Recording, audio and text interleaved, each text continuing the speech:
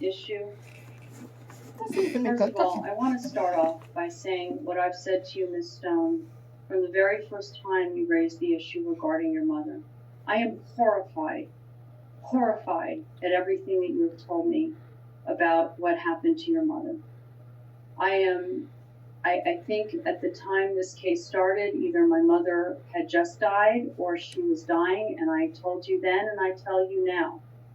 If even half of what you believe happened, if even half, or even a quarter, or even if it was just malnutrition and drugging, it's horrible. But it's interesting because that is something over which I do not have jurisdiction. There is absolutely no question that I have no jurisdiction to be able to fix that for you. I don't have the authority to start a criminal investigation.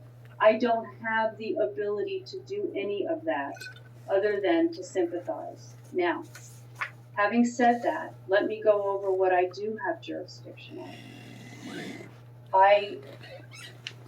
This case got started because Mr. Moorburger filed a petition, an involuntary petition for bankruptcy for you.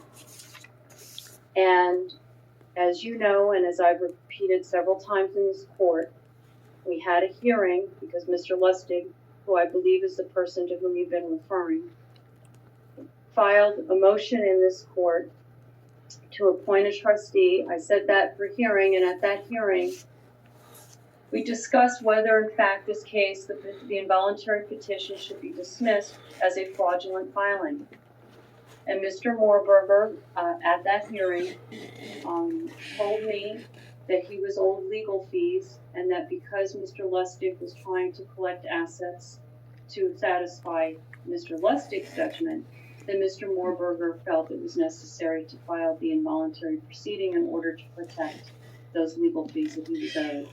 And at that hearing, which you attended, I asked you not once, not twice, but 3 times whether you wish to be in bankruptcy.